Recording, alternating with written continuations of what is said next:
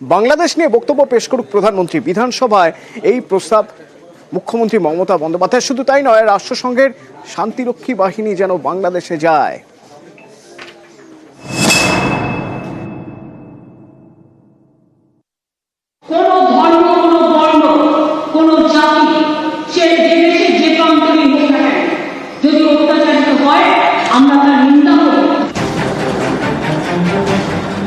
বাংলাদেশে অস্থিরতা, সংখ্যালঘু নির্যাতনের অভিযোগ।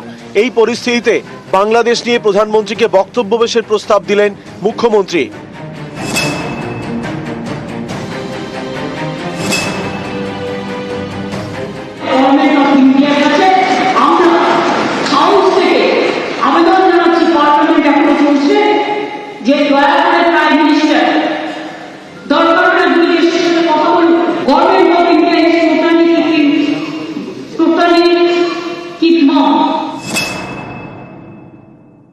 যদি প্রধানমন্ত্রীর অসুবিধা থাকে কোনো ব্যাপারে, ডিপ্লোমেটিক ব্যাপারে, external affairs external affairs minister parliament যখন চলছে, পার্লামেন্টের বিবৃতি দিয়ে দেশবাসীকে জানা যে তারা একটি সিদ্ধান্ত গ্রহণ করেছে।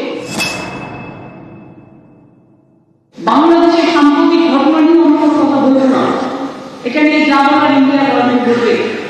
কারণ আমাদের তৃণমূল কংগ্রেসের পলিসি হচ্ছে আমরা এক্সটার্নাল অ্যাফেয়ার্সের ব্যাপারে সেন্ট্রাল গভর্নমেন্টের পদচারে আমরা সেই পদটাকে আমাদের পদ করে নিয়ে নিই। বাংলাদেশে সংখ্যালঘুদের উপর অত্যাচার হচ্ছে, এই অভিযোগে গত কয়েকদিন ধরেই সরব বঙ্গ বিজেপি। সড়কপথে সীমান্ত বাণিজ্য বন্ধ করে দেওয়ারও হুমকি দিয়েছে তারা। এই নিয়ে সোমবার বিধানসভায় মুখ খোলেন মুখ্যমন্ত্রী। রোজ মিছিল করতেই পারে, এটা স্বাধীনতা অধিকার, কিন্তু তারা বলছে আমরা বর্ডার আটকে খাবার পাঠাতে দেবো না। তারা বলছে আমরা বনগা পেট্রোল রেল স্টেশন আটকে দেবো। সেটা আমাদের এখতিয়ারে পড়ে না। ইন্টারন্যাশনাল এগ্রিমেন্ট অনুযায়ী, ইন্টারন্যাশনাল বর্ডার এগ্রিমেন্ট অনুযায়ী গভর্নমেন্ট অফ ইন্ডিয়া যদি আমাদের কাছে গাইডলাইন দেয়, আমাদের কাছে অ্যাডভাইস দেয়, তখনই আমরা এটা বন্ধ করতে পারি। তাছাড়া এটা আমাদের হাতে নেই, আমাদের দায়িত্বে নেই।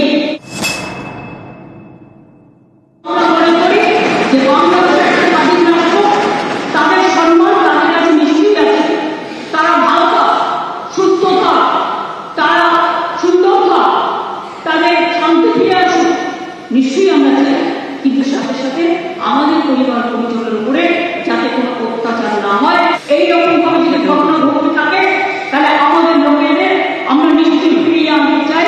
তার জন্য সরকার উদ্যোগ গঠন করুন। Government of India can take up the matter with the United Nations so that they can send the peacekeeping force in Bangladesh and they can rescue our people from Bangladesh. এটা আমার সাবমিশন থাকলো, আমার request থাকলো।